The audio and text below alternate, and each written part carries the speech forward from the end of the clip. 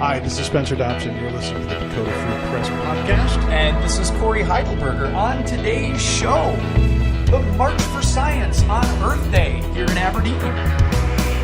Goodbye Pine Beetles, Black Hills go green again. Goodbye online privacy as Congress lets Midco sell your browsing history. Hello conspiracy theorists, Muslims are taking over our government, says some people. And we'll have a great discussion about the death penalty, drug policy, and more with criminologist Courtney Waid-Lindberg. Excellent. Sounds like a good show. So how are you doing this week, Corey? What's going on? I'm doing fine.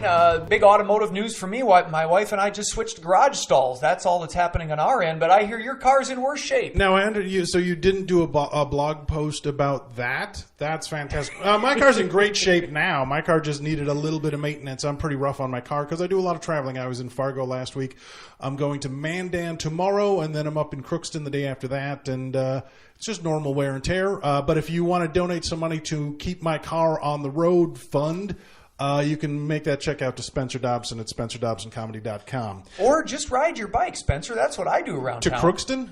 Well, it's possible. It is possible. A lot of things are possible, Corey. But anyway, speaking of money and stuff, if you have money, you should give it to us. You should donate it to this podcast. That was a blatant, bold-faced ask because we got to keep the lights on, man. And we've got to. This requires internet space and time and all those things. So there's a tip jar on the side of the podcast. If you look over to your, let's see, that would be your right, and then go down a little bit, and it just says tip jar. You click on that, you throw us a couple bucks.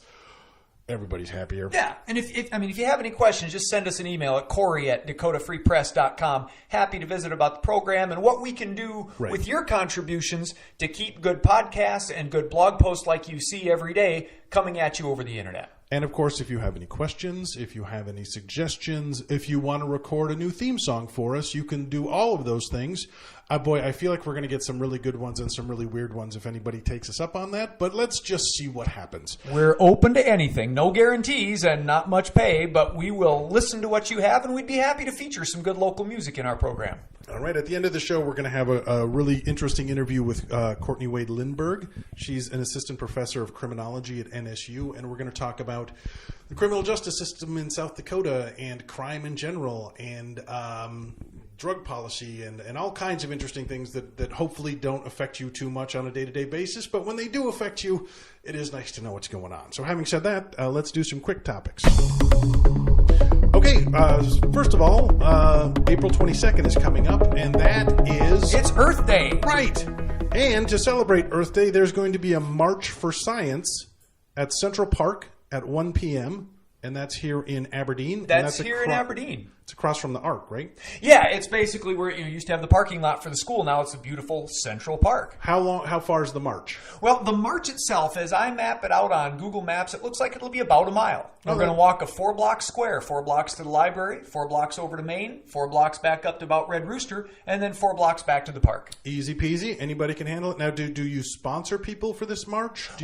I tell you what, Spencer, the March for Science, this is actually a national event that's going on April 22nd. Mm-hmm. It's been in the work for over a couple of months. There are national organizers in Washington, D.C. who are going to have another big rally, akin to what happened in January with the Women's March. Mm-hmm. And there are satellite marches all around the country. People who want to get out and talk about the importance of science and scientists and their role in particular in making good public policy, laws and rules and programs based on evidence rather than on ideology or the fake news and assumptions of certain presidents and their administrations. And I think up until recently, it didn't seem like you had to spend too much time defending science. It seemed like science kind of spoke for itself, but that does not seem to be the case anymore. Yeah, right? I mean, it feels kind of like having a march for puppies or a march for pizza. Everybody agrees puppies and pizza and hopefully science are good things. We shouldn't have to demonstrate on behalf of basic truths. Right. But that's kind of the spirit of the March for Science. I would go even farther. I would say this is more like a march for don't drink bleach. We shouldn't have to tell you to not drink bleach because it's bad for you. If you're not listening to science, you're going to make bad decisions. And, for example, if it's climate change and we do this wrong, we could literally die. We could literally not have a planet anymore. And I'm not saying that's going to happen in 2 weeks, but as George Carlin said, the planet will be fine. Or you and me, not so much. Or another great example that I just read about yesterday, one of our blog readers, Dr. McTaggart down at SDSU, nuclear science expert, he just sent me an article where they did a study of what happened when we shut down nuclear power plants and started to replace that power generation with coal-fired power. And what we found is, my goodness, when these areas in kind of the Tennessee Valley started burning more coal, there was a decrease in childbirth weights. Wow. And it was remarkable how clear it was. And they factored out all the other possibilities of income, economics, whatever. And they said when we burned more coal, kids were born smaller. And that leads to all sorts of other problems, developmental issues, brain issues. They can even tie it to income later in life. If your child has low birth weight, he might make less money someday. All sorts of factors that it took rigorous science to figure out that then can say to somebody, wait, you want to burn more coal? Hang on. That could have impact on little bitty babies, making them even more little and bitty, which we don't want. So, science can inform so much of what we do in policy. It's really important that we respect it. And the irony of people using the internet to learn anti-science, like that never escapes me. That is the most ludicrous use of science. But here we are. So, and speaking of science, let's move on to our next quick topic. Pine beetles are taking a break. Thank goodness. They're not breaking up completely, but Paul wants to do his thing and then I'm just kidding. The U.S. Forest Service says that approximately 2,100 acres in the Black Hills National Forest and vicinity experienced trees fading from mountain pine beetles and associated.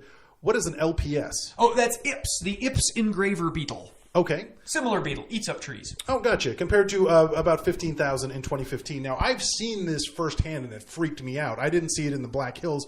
I saw it in the Rockies on my way to Seattle, but just broad swaths of dead trees, and it looked like Armageddon was coming, but that's not the case, huh? Well, yeah, and folks in South Dakota, if you've driven through the Black Hills, you've seen this over the past several years, especially if you drive...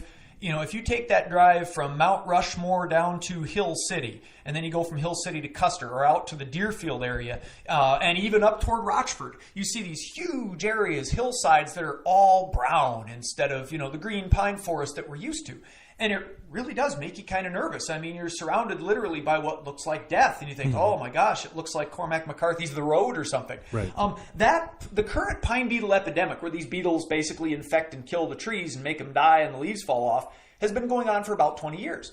But like you said, and this is information straight from the National Forest Service, they just issued a report last week and said, you know what? I mean, there's still pine beetles, but the numbers are way down. Like you said, from 15,000 acres that are infected in 2015 to just 2,100 acres last year. So this pine beetle epidemic has receded. Now, like they say, and the report says, this doesn't mean that suddenly pine trees all spring up and the Black Hills look green again. It will take decades. You and I won't see in our lifetime those big brown stands in around Custer and Deerfield Lake and Rochford suddenly having big, beautiful trees again.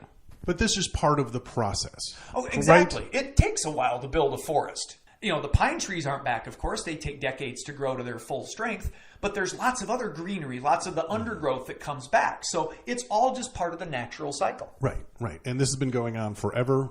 Like you said, it went on before us. It will go on after we stop listening to science and kill humanity. The beetles will still come and eat the trees. It's just the way it works. Trees are pine beetle food. Pine beetles are part of nature. We've had epidemics like this. And the Forest Service report, you can check it out online. It's really good. It notes that we've had epidemics like this, I think they said back in the 70s, back in the 30s. There's every couple decades, the pine beetles come back and go, oh, more trees to eat. Let's eat them. That's naturally how forests balance out. How nature, along with fire and beetles, that's how nature keeps forests from getting overpopulated. It's just the cycle. So don't freak out. It's part of the deal. It's what happens. And when you see, like we've seen, since mankind has come to the Black Hills big and bad, and we start building cabins and go, wait, we don't want a fire. When you don't let fire clean out the forest, and you end up with enormous, thick stands of trees, it looks good, but it's unhealthy. And that means when the pine beetles do come, it's like a nonstop buffet. And I realize this wasn't on the agenda, but this is why you need to actually fund the Forest Service so that they can take care of controlled burn so that we don't have massive forest fires. Yeah, well, you've got two solutions. One is you can do controlled burns. Along with that, you can also, in uninhabited areas, just let fires burn. Right. And there's a lot of debate about that. People are like, no, we can't let it burn, but that's how nature worked. The other component, though, is to allow private logging to happen. Sure. And that, there's some debate about that. Do the loggers just want to come in and strip the hills bare? Or is that really a healthy part of keeping the forest from getting infested or having uncontrollable fires? Letting loggers come in and harvest some of that wood. Well, and again, I lived in California for a number of years, and there were times when they stopped taking care of the controlled burning. And again, people live here. And you can't rely on the Beetles to necessarily take care of things. So if you don't get rid of the underbrush, as you know, then you have a tinderbox. And if you have a dry season, which is unpredictable as our weather is these years, it's entirely possible. And then fire. And then just lots and lots of fire that we are not always capable of controlling. So I don't know if you just saw that the president gave his paycheck to the Forestry Service as a donation. Yep. There's a really great picture of the guy from the Forestry Service looking at him like, dude, what are you talking about? But let's move on to our next topic, which rolls. It's all connected, man. Because let's say you wanted to go online and learn about Beetles, but you didn't want the government to know. That's not the government, but if you didn't want your internet service provider to sell you that information to someone who is trying to get you to buy more beetle protection hats, or I don't know what you would do with that information, but we can sit down and that's another discussion. Point being, our representatives, Kristi Noem, John Thune, and Mike Rounds, voted to block some better online privacy rules, and that's not good for any. Well, it's good for people who want to exploit your internet browser history for profit and possibly legal ramifications or political ramifications. Yeah, what happened is the Obama administration, the good old days, had proposed a rule, and the FCC was going to do this. They were going to have a rule telling internet service providers, Midco, right, CenturyLink, whoever you're getting your internet from at home, to prevent them from selling information about the information you access through your internet pipe. Basically, your browsing history, your browsing habits, what sites you visit, what files you download, etc. Obama administration said, no, that ought to be private. Just as private as like when you go to the library, the books you check out, the tapes you listen to, the audiobooks, whatever, it's nobody's business what you check out at the library. Same would have applied to your internet service provider, basically acting as the librarian to you on the internet world. Congress said, nope, we don't want that rule there, basically because the only people asking for this, there weren't people at home saying, I'd love to have you sell my data, Midco. This was the telecommunications industry saying, we want to make more money. Interesting side note. Guess what? What's that? They gave $38,200 to Kristi Noem. They gave $40,166 to John Thune, and they gave to Senator Rounds, rather, and to John Thune they gave $215,000. So wait, the telecommunications industry? And I know that seems like, wow, that's probably just a coincidence. That's probably like you're conflating cause and effect, that if they would give these people all this money, that those people would then sell out the people that they represent. But I don't know what to tell you. That's what happened. So it does look a little suspicious that they would just throw you under the table like that. And it's not like if you go on Amazon and then you look up pants and then you go on Facebook, there's a bunch of ads for pants. So it's not like you're completely private anyway. But what they don't sell Amazon is everything you look up. And you might be, depending upon, and we're going to talk about some really paranoid people in a minute. They're coming. Who are making straw man arguments and trying to restart McCarthyism. And let's say they decide that you're a terrorist because you looked up a certain kind of pants. Maybe that's their argument, that anybody who look at those terrorists, they're all wearing those pants. Mm-hmm. You looked up those pants on some pants website. We're putting you in jail. That's a stretch, but it's not that far of a stretch. It's interesting that you mention Amazon, because one of the arguments that the supporters of this bill, Mike Rounds, John Thune, Kristi Noem, etc., one of the arguments they made was that currently, if the rule had gone into effect, banning internet service providers from selling this information, Google and Amazon and, other websites still would have been able to sell the data they get from us when we log in or check on things, so they can customize those ads like you were talking about. That's the best example of what this data is used for. Right. The internet service providers were saying, well, and the Republican politicians were saying it's unfair to let Google sell this data, but not let the internet service providers sell that data. And I said, well, yeah, you're absolutely right. That is unfair. We should block Google and Amazon from accessing our private data as well. Right. Instead of swinging toward more privacy, our leaders swung toward less privacy. Right. And that just shows you it's a really good example of how our Congress people appear to be more interested in what certain corporate interests want and not what the actual voters want. Well, and also in helping you stay in your bubble. Okay, and figuring out how to tell you what you want to hear to keep you where you need to be. I already get a Google feed, and it's like, oh, you looked up Star Wars movies, and you looked up cell phones, so here's some more stuff about that. If we can sell what you're interested in, we can now tailor make our political message to meet your interests. So you might like somebody who you actually don't like, but they figured out a way to create this illusion that we have a lot in common, that they're your kind of people. That is a really interesting That's a Karl point, Rove move. That's why he was keeping all of this information. There's a term for it, and I'm blanking. I shouldn't drink coffee before I do this. But demographic information. He would keep all, and so if you're this age, you probably subscribe to these magazines and you probably watch these TV shows. So I'm going to focus my message. I'm going to tailor my message to what you're interested in.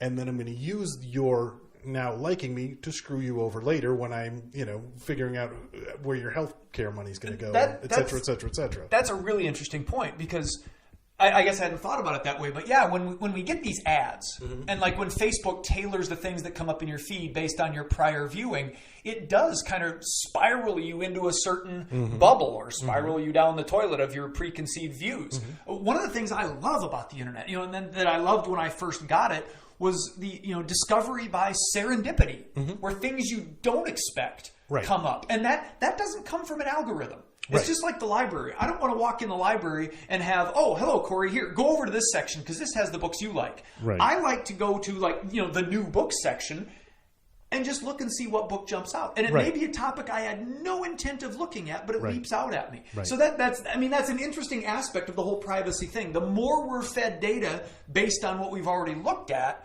the easier it is for us to get trapped in our own feedback loops instead of having that serendipitous exposure to new ideas. And I love the internet, but it is an incredibly powerful tool. And I mean, like I would compare it to like when they first put billboards on the side of the road, people were like, do you understand what you're doing to people's minds with that thing? And now we're constantly plugged into this information thing, and it really matters who the plumbers are that are because it's not a truck, it's a series of tubes, Corey. I don't know if you know that or not. I've heard that. Yeah. What they're pouring into your brain matters, and how they figure out those algorithms, and how they figure out what news they're going to show you and what news they're not going to show you, because as we learned in this election, it matters. There's fake news. There's ways to mislead people. It's a really powerful way to mislead people. I think all this is relatively obvious. I just get upset about it. No, and you should. And I like that point about billboards, because it reminds me of this idea of mind space. The idea that you should have control of what's in your head. And that's just like with your data. Why should we have control of this data? Why should we stop Midco or Amazon from selling data about us? Right. Well, because that data becomes very powerful then to control what comes into our minds, to control what's presented to us, and maybe crowds out the broader landscape that we want to see otherwise. So that's a really interesting connection you're making. Well, and to compare, to stick with it's a series of tubes. I mean, I realize we put fluoride in the water, and that has helped our teeth. But let's say they started putting Prozac in the water. Or let's say they started putting something you're addicted to in the water. That would be a problem, because it's affecting your brain, it's affecting your outlook. Well, the internet does affect your brain, and it affects your outlook. That's all it does, actually. That's its whole job. And so it kind of you need a little autonomy and a little freedom, and you need to have some defenses against the multitude of advertising subliminal messages that you're already being bombarded with. I like your use of the word autonomy there, because that's kind of the fundamental idea. You should be able to choose what information comes to you, not have others making that choice for you. And now, speaking of information and choices and ideas, I think that segue is going to have to do. But let's go in depth for a second. There is I don't know if you would call it a show. Would you call it a rally? I would call it a propaganda pole dance. A hate group. Sure. Beer hall putsch. That was the things that Hitler would do with the... Anyway. I think every term you just used could be applied here. So Carla Lopez... Claire Lopez. I'm sorry about that. Claire Lopez. And by the way, Claire, I don't know if you noticed your last name, but you're lining up with the wrong people. In the long run, they're going to turn on you. Just based, even no matter what your actual ethnic background is, just based on that name alone, I feel like you're on thin ice. And stop thinking terrible things and come hang out with us. What Claire does, where to get started? So the name of the show is Civilization Jihad, right? Yes. And it's a presentation. It's a giant straw man argument that said Sharia law is going to take over America and Muslims are bad. Pretty much. So And I just saved you the ticket. You're welcome. That's it in a nutshell. Claire Lopez makes these speeches saying that, yes, Muslims are using immigration to come into Europe and come into America and take advantage of our weak-willed, nicey, right. liberal attitudes of, oh, yes, come to our country, and that they'll eventually overpopulate and become majorities and oppress us by imposing Sharia law. And this argument shifts from group to group. The ability to take a group, demonize the group, use it for your own political power, use it to keep the masses afraid, and use it as a place to keep people's anger focused. It goes, the Irish got it for a while. African Americans they're a favorite in Europe. The Jews tend to get it all the time. You mentioned the Jews. That's a good point to make here, a good comparison, because this program that Claire Lopez is presenting Thursday evening, April 6th, here in Aberdeen, one of her main theses, along with Muslims coming to take over by immigration, is that the Muslim Brotherhood has infiltrated the United States government. They've taken over Washington, D.C. and the levers of power. If you strike Muslim Brotherhood and insert Zionists, you have the same basic line that you've heard peddled by people who hate the Jews.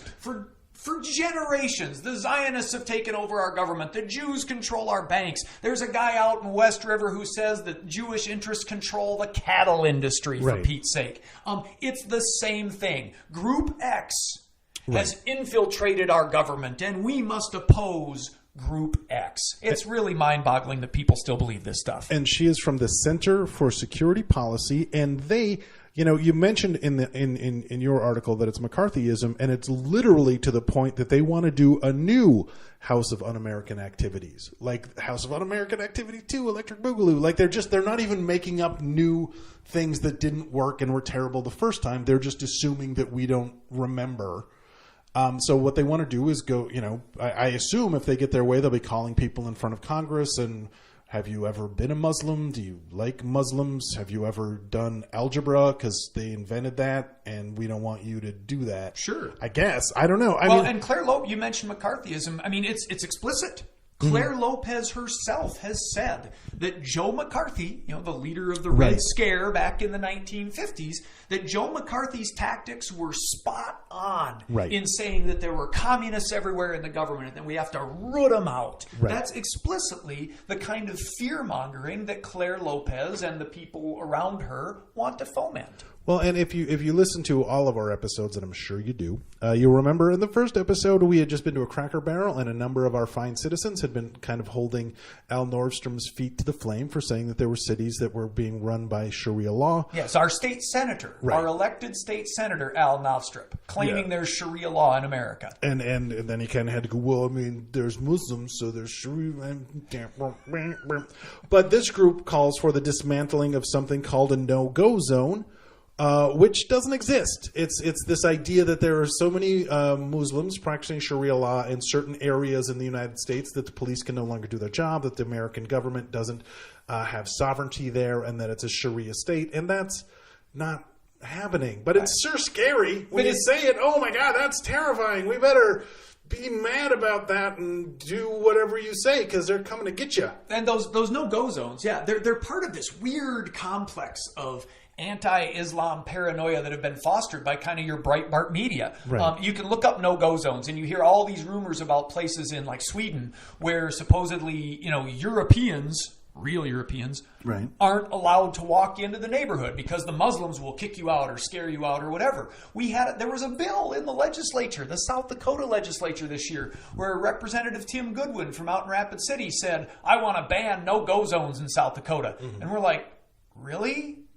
Where? Yeah, what are you banning? Yeah, I mean, back to what we said about evidence-based policy at the top of the show here. You show me evidence that there's some neighborhood where people's right to free travel and association is being oppressed, and we'll have a conversation, and we'll use current constitutional and statutory means to end that. Mm-hmm. But there is no evidence of no-go zones. There is no evidence of Sharia law in Dearborn, Michigan, or anywhere else. Right. There is no evidence that the Muslim Brotherhood or the Zionists or the Flying Spaghetti Monsterians have infiltrated the United States government. There's no evidence to this. And yet people like Claire Lopez can come to town and fill the seats and get everybody all frothed up about the dangers America faces. It's really embarrassing. Yeah, it's horrifying. And I found a quick statistic because obviously the 9/11 is always used as the foundation for this kind of an argument. Very quickly, a study found that only 46 Muslim Americans, defined as Muslims who lived in the U.S. for an extended period, were linked to violent extremism at home or abroad in 2016. The total Muslim American population is 3.3 million people. They've been here. There have been Muslims in America for a long time. They're as likely to cause a problem as anybody else. It seems like, looking at the news, I'm far more worried about white kids with guns than I ever need to be with Muslims, because that seems to be the people that are shooting places up and really causing problems for people. So I don't know. I hope people will do their own homework. I hope they will try and have some empathy and understanding for people. A number of there are just Muslims in this country that just they've lived here for generations and they're doing their job. Some of the people like the Somali community in Aberdeen, many of them they're refugees, man. They're trying to escape war-torn countries and oppression, and that's what America's about. So why don't you act like a Christian and try to understand people a little bit? Yeah, act like as an atheist, I just wanted to say that's all right, Spencer. I mean, I'm with you. Act like a Christian, act like an American, act like just a decent humanitarian, and recognize not everybody looks like you. Yeah. But B, everybody in this country is here because they want to be in this country. They want to work. They want to take care of their families. They want to get up in the morning, do their thing, and they want to go to bed feeling safe and not be oppressed just because they happen to worship something different or happen to wear something different. Just like the Indians would have felt when we came over 400, 300, 200 years ago. Sure. We should all find ways to just deal with each other and not feel like we've got to control it and keep everybody else out. Yeah, and understand this. This has gone through the Christian community too. I mean, the Catholics and the Protestants have historically been terrible to each other, especially in the United States. I don't know if we don't necessarily have to pass the buck. Can't we just let it end here? It's like a cycle of abuse, I would say. And it seems like there's a faction of society that always needs somebody to have under the heel.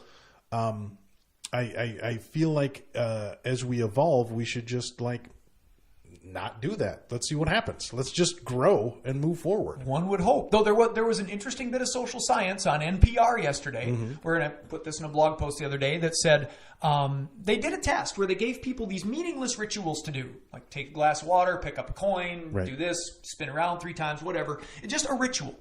And then surveyed the participants on their feelings of trust for other people.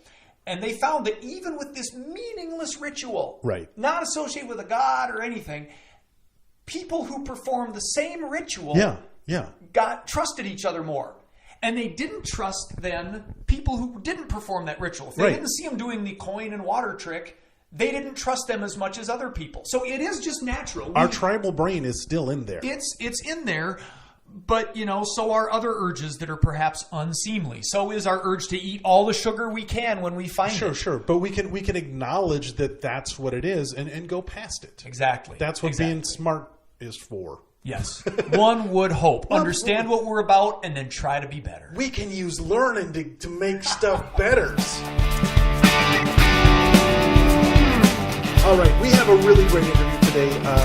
Courtney Waid-Lindberg is an assistant professor of criminology at NSU, and she was kind enough to sit down with me and talk about the state of South Dakota and how they're doing crime-wise and how how we treat criminals in this country in general, and how our views have evolved, and how there are enlightened ways to also deal with crime, and we kind of get into that a little bit. So let's have a listen to that.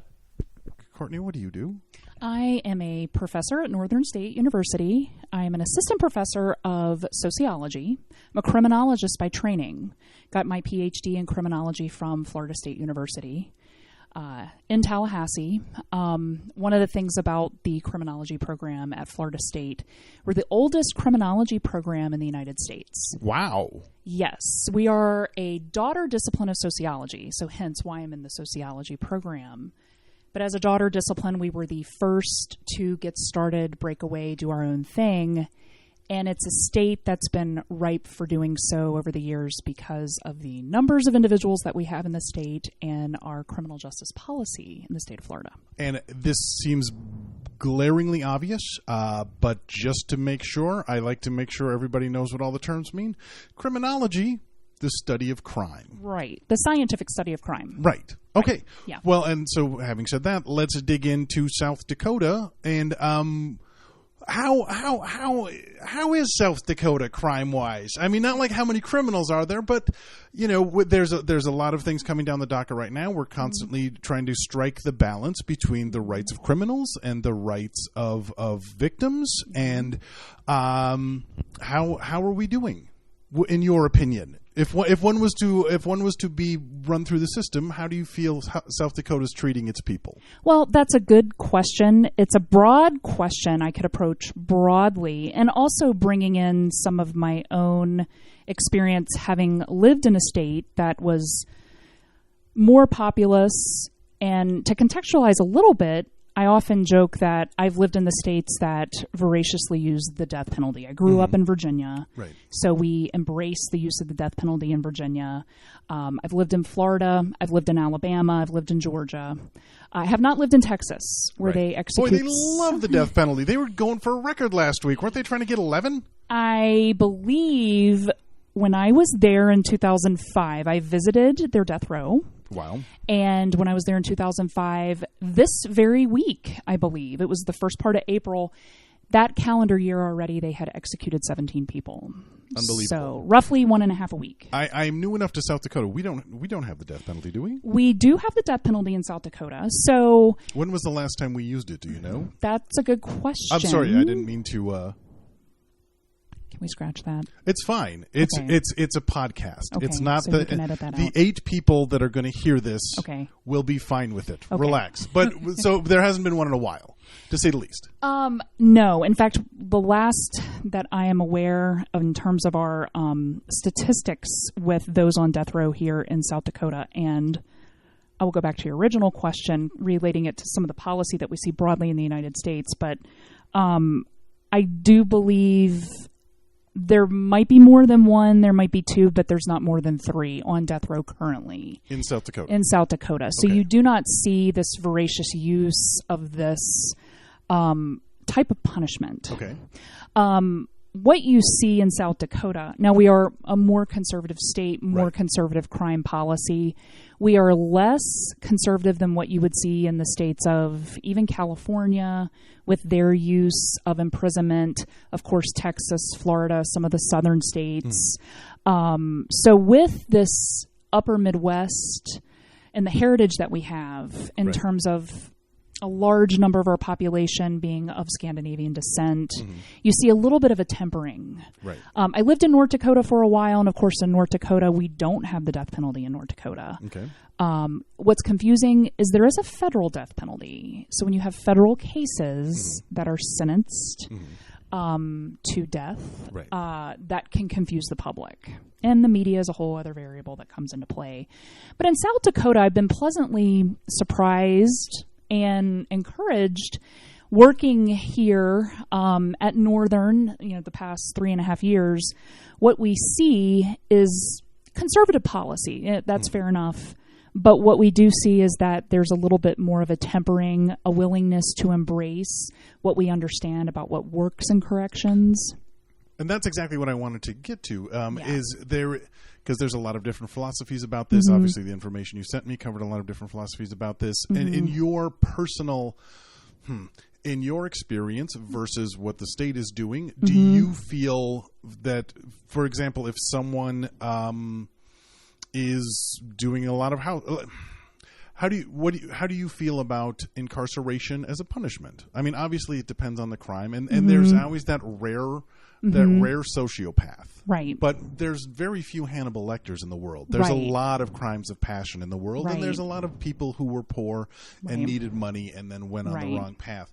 Do you think that locking people up is an appropriate way to deal with it? And okay, this is kind of a big question. I apologize, because you can either try and rehabilitate people and get them back into society. And I remember I've heard I was watching a documentary, and the guy asked the guard why he was so helpful, and the guard said, because you could be my neighbor. There's that philosophy. Yes. And then there is the you have done wrong to society and you need to be punished for that.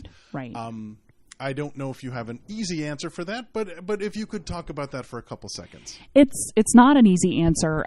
In my younger days, when I was a graduate student, I was more radical in my thought. I think I was a little bit more of a risk taker, but I still feel strongly that it's not the answer for a large number of people that we're incarcerating. Okay. It's not the answer because, and this is one of the reasons I became interested in the correctional enterprise.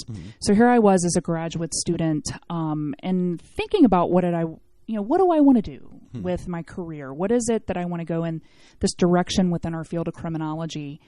And I knew law enforcement research wasn't something that really kind of tickled my fancy, but I found myself with a methods proposal I was working with as a graduate student, interested in the public opinion of crime and punishment. And a lot of my research today with fear of crime and punitive attitudes ties into that. But what I was finding with these studies that had been conducted, and at this time, this was the late 1990s, early 2000s, we're going back 25, 30 years worth of literature. The literature over and over again said, the public, sure, is punitive. They want punishment. Right. But when asked critical questions, they know offenders will be returning to the community. So, we watch the Hollywood stories and we watch things on the news, and we know that there are people who are being locked up for a very long period of time. But we also know that there are people who are not locked up for a long period of time. They're coming back to the community. If they're coming back, we want them rehabilitated. This public opinion literature really just drew me in, and it's really made understanding what we have with the prison system, no matter where we are, whether we're in the upper Midwest, the South, if we're looking at California's prison system, it makes it incredibly multifaceted. And it's not an easy answer. And just today in class, I had the students, I'm teaching the penology class this semester at Northern, and I had the students consider, put yourself in the shoes of an offender, and you have static characteristics that won't change. These are your personality characteristics that, you ask people in your family, you're going to be hard-pressed for someone to say, this person will change considering this. You have dynamic things that will change. What are these things, and how can we help individuals get to these key issues with their risks and their needs? And this folds into another issue. You recommended I watch the documentary 13, which I watched last night. If you've not seen it, it's on Netflix, listener. I highly recommend you check it out. Take a couple of Percodan. What are the antidepressants? Prozacs? Yes. Take whatever it is that makes you happy before you watch it, because when you're done, you will not be. Right. It's rough. And you brought up a very interesting point. Although there are certainly people who are denying it, we appear to have funneled a great number of our people, many of them, especially non-whites, into our prison system using, especially after slavery, they were arresting people for standing on the street and then putting them in prison and making them work. We still have these. In fact, it was Clinton who set up a lot of these drug laws that made it 3 strikes you're out. You sell pot 3 times, now you're in jail forever. There was a woman who transported cocaine 1 time. That was the only time she'd been arrested for anything in her entire life. She's going to die in prison. Right. And while you're in prison, we have corporations that have these work programs where you're making literally blue jeans. They're making missile defense systems. Yes. So the question that you posed, which I want you to actually answer, is how much money can you make off of this kind of misery? How ethical is it to profit from people being in prison? That's if you were to and talk, that's a big one. Well, but bullet point me. Yeah, it's something that, friends of mine from graduate school will often say. We go back to the key question with privatization is how do you justify making that profit off human suffering? The prison system was designed, and one of the things that the listeners may not realize, but the prison system, as we understand it, is this American creation. Comes about early 1800s, and it's something we were incredibly proud of. There are historians that aren't necessarily criminologists and penologists per se, but have made their careers out of studying the development of the system. One key thing that they will point to, we look at changes in the system and how we're trying to move forward with what we do, but also looking at what we call the economic model. How are we profiting from training laborers? Even prior to the private prison boom, we have people we're incarcerating. At the time period of the Depression in the United States, the use of the death penalty goes up because we're not training laborers. There were no jobs to be had. Okay. So now the idea is that the prison is a factory. Okay. Now you bring in privatization, and it's essentially a private corporation. And someone makes money every time there's so you have a motivation to keep butts in the seats, to use a show business term. Right. Except those people never get to leave the place. And you can also, you can double dip too, because you can get paid for feeding them and housing them, and then you can also make money for having them make products while they're in there. So that from a profit motive, that's a pretty good racket. Right. From a fairness, justice angle, not so much. Right. I don't mean to oversimplify. Right. But no. that seems like a scam. Absolutely. And you've been to the prisons in South Dakota, though. And we were talking about this before we turned it on. And boy, I really don't ever want to have to go to the prisons in South Dakota. But from what you've said, it sounds like we're not terrible. No, it's a matter of fact, I showed my students, and some of them will be doing this traveling classroom experience that we have in May. I was a little concerned because we were looking at something that was quite sensationalized with some disturbances in a facility, some of the challenges this facility was facing. And it was, a little disheartening. Of course, the students are like, no. What you will find in a lot of the facilities you go there, it's pretty standard in terms of daily operations. One of the facilities that we took the students to 2 years ago, we had a panel of inmates speak to us, incredibly candid, wonderful experience. The students enjoyed it. They answered all our questions. They were open and honest. You don't necessarily see the worst of the worst, and you also do see a little bit of wanting to understand how can we make programs work for those who need to benefit from them. So yeah. And in the pre-interview, you told me something that I actually found very helpful, which is while South Dakota is a very conservative state, when it comes to crime and punishment, on some fronts we are very progressive. Although now we do still have parole or probation rather. We have probation and parole, and one of the things. A lot of what we would consider in our field as lay persons, so the John Q and the Jane Q public, they don't sometimes realize that probation and parole are two different things. Right. What is tricky about it, and I always tell students, if at first blush you weren't too sure, don't worry about it, because they essentially are the same thing. One is released from an institution, one is a sentence. Yes. I thought, one was before. Yeah. One is instead of going to jail, and one is once you get out of jail, we're going to keep tabs on you. Right, exactly. Conditions typically are the same. Some jurisdictions, depending on their resources, personnel, they may have officers actually working with both probationers and parolees. And what are some examples of, and Florida has done away with parole. They Correct? have as of 1984. Okay. So sentences after that date, people were not eligible for parole. But South Dakota still has parole. Still has parole. But we do have, what are some of the progressive programs? What are some of the programs you see in South Dakota that you feel are more lean towards a more progressive or a forward thinking? Maybe they don't like the word progressive, but seem like a just good sound sound program that's not, that's kind of getting away from draconian practices. And I think what they've wanted to do is a lot with the drug treatment. That's been a big thing. And actually my dissertation focused on drug treatment and Florida's correctional system. So I looked at women. I had this cohort of female releasees that I looked at. And so we were looking at those participating in the programs, in the institutions, but also in the community, which was nice. So you could get this little comparative look. And I think what we have with a lot of the more progressive programming, or like you say, the forward thinking, or what is going to work for these offenders. Drug treatment is a big thing. We've done that with some of our youth too, and looking at how we provide programming in the community for youth. So it's not just with adults, but it's with youth too. That's been something that we've seen. There's been an embracing, I think, of understanding the science of human behavior, just broadly speaking, which is encouraging. Okay. Yeah. How do you feel about, there's been some recent bills, and I believe the last one, they wanted to protect, if you were a victim, how did it work? They would protect the name of the victim, which is for that, but then they wanted to release a lot of the information about people that were accused, and they were saying that was for the safety of the victim. Am I reading that right? The safety of the victim, and then some notification with victims' families and things of that nature. Yeah, and it was similar to a Megan's Law kind of thing, right? Right. Where's the line on that?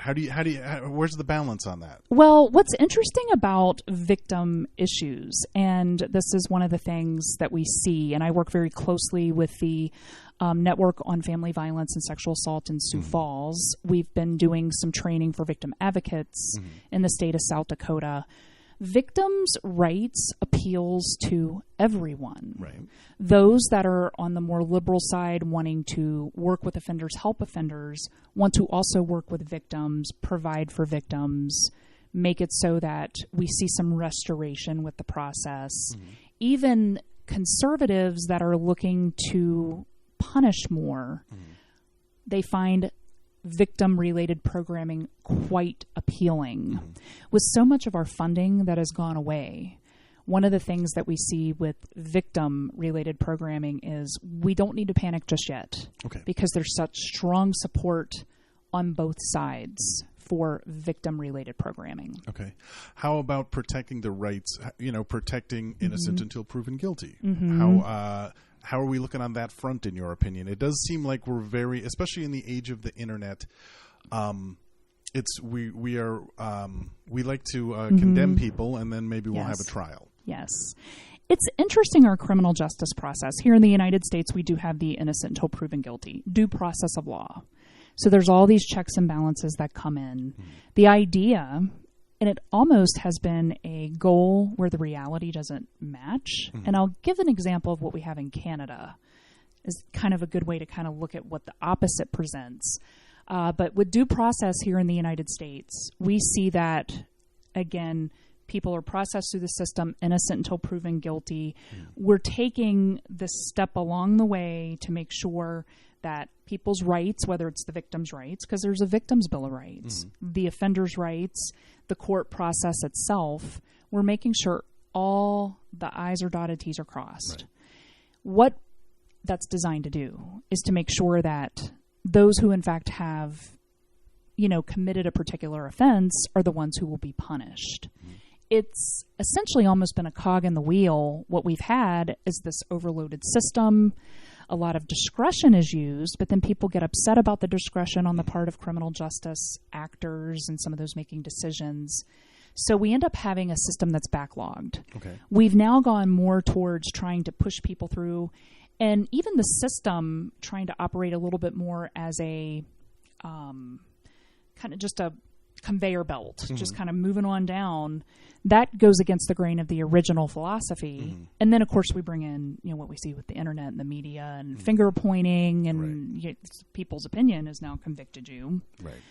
In Canada, they have a crime control model, which is this very detailed approach to, okay, we're going to make sure that we get all the information and we won't necessarily have discretion. And they've had the opposite. They have a much more, what some of us who've looked at the system and kind of feel that it's more rational. When you say that we won't necessarily have discretion, what does that mean? Well, we want, and sometimes, unless we understand what discretion is, we want our police officers to be able to use discretion when they come upon a particular situation, if they're going to make a decision. If they don't have discretion, they're going to have to arrest everybody. Gotcha. To bring everybody into the system, then that really clogs the system up. But we're also, in this, I want to talk about two quick things, and then we can go on with our lives, and it'll be done. Okay. Well, first of all, if we just legalizing marijuana, how much would and this keeps coming up in the news. I don't smoke marijuana. However, it just seems like a waste of time and energy to have it be illegal, especially when you consider how much money it's pumping into the economy of a state like Colorado. Right. So once cops stop having to worry about something like that, does everything just move better? It would depend on the jurisdiction. That's one thing we have to consider with anything that we're going to look at. Any type of something that's criminalized right now. It's a particular offense we have. The way the police in, say, Aberdeen handle it versus how those in Sioux Falls handle it, and then even different police. You're going to see decision-making being different. So that's where the discretion does come in and how it can benefit. But if we look at various things that don't cause the harm to the community or to others, and I'm somebody who studies victimology, which is a sub-area within criminology, and there's an argument that's been made that no crime is victimless. Right. I can see that point, but there is a lot of behavior where there is not social harm that we can really point to. Right. So how do we move away from that, not spend all our time, resources, efforts on that? And then there's that we have to consider, and who's being harmed. That's where we see the racial differences, gender differences. These are tough issues. And in summation, let's go into the stickiest wicket that's happening in America right now. And I realize you didn't have time to look into this, but I was just reading that Jeff Sessions is going to roll back many of the changes and many of the things that the Department of Justice recommended in places like Ferguson. We have a lot of great cops. Obviously, we have some problems with some of our cops. Right. A lot of those problems appear to be racially motivated. A lot, we've been hearing in songs about the police forever, but it wasn't until we got cell phones and saw videotapes of it that people realized that maybe the system isn't working the way it's supposed to work for everybody. I don't expect you to be able to just sum this all up, but how do you parse this out? Do you think there are bad players in a good system, or do you think we have a flawed system where no matter what your intention is as an officer, the odds are you're going to end up on the wrong side of an ethical line? That is a wonderful question. I do what I can. Good night, everybody. That is really a good question. It's one that I think I should pose to my question. Student. Yeah. At first blush, my first gut reaction is the latter. It's a system that is flawed on so many levels. So much of what we do has problems. We see at every step. There's something we could do better. The history of looking at the correctional system is just marred with this cycle that's out of control. We have something, we move away from it, we revisit it. This time we want to evaluate it, assess it. We come back to it. We still make mistakes. It's a flawed system. I'm one of these people who feels like people are inherently good. So you have good people in a system that has a flaw. It's almost damned if they do, damned if they don't. I do want to say that that as one who studies criminology, which must show you a lot of the terribleness of humanity, that's encouraging that you still feel people basically are good. Yes. Like you say, there's several out there that would need to be locked up and probably not released. But yes, it's incredibly moving to talk to inmates sometimes about their lives, everybody's lives are, dynamic lives. And one thing that is discouraging, we spend a lot of time like with our female inmates concerned about their family ties, and like 3/4 of our female inmates are mothers. Mothers to children under age of 18. Right. But one thing that struck me, and I did some counseling as somebody who's not a counselor by training, I did some counseling in a male institution about 15 years ago in Florida, and these men, the first thing they would tell you is they update you on their kids every week. They miss their children terribly. Dynamic lives, so many things going into it. People who just want to not get caught up in behavior that's going to lead them back. Right. Sometimes their choices are just too structured, and they don't have a lot of choice that leads them to make good decisions. Yeah. Fair enough. Yeah. That's a great place to end it. If you really quickly, Yeah. if people want to know more about the American justice system or criminology or anything, is there anything you could recommend? Anything that you would say you should read, or a documentary you should watch, or just a favorite episode of Seinfeld? It's what. Well, I tell you what, if anybody would like to chat with me more, it just depends on what direction they kind of want to go in with various things. And you're more than welcome to email me. My email address is c.waid-lindberg. Waid is spelled W-A-I-D. Lindberg is like Charles without the H. Okay. So it's WAIDLINDBERG at northern.edu. All right. Thank you so much. Thank you for having me. All right, thank you, Courtney. I really appreciate you taking the time. Yeah, shoot her an email if you have any questions. Let's wrap this up. We got a science march on the 22nd of April to celebrate Earth Day. I unfortunately won't be there, but I would. I wish I was. The good news is I have a show. The bad news is I don't have a clone, so I can't do both. Science can provide that. We're working on that. We're working on it. Yeah, come join us. That'll be Saturday, April 22nd. We'll start at 1 p.m. We'll gather at Central Park, right in the middle of Aberdeen. We'll take our walk. And when we get done, also the Green Aberdeen Earth Day Fair is happening that day as well. Fantastic. And that'll be at the Briscoe Building and at Central Park. So we can go for a walk, and then there will be other events hosted by Green Aberdeen as well. So you can make a day of it starting at 1 p.m. with the March for Science here in Aberdeen. Also, around South Dakota, there are marches for science in Sioux Falls, Pierre, and Rapid City on the same day. So look for the link under the podcast here. We'll give you information about those. Okay. Every Friday, you can go to the Progressive Happy Hour at the Ward. The drinks are strong. The people are nice. There's very good food. There's excellent company.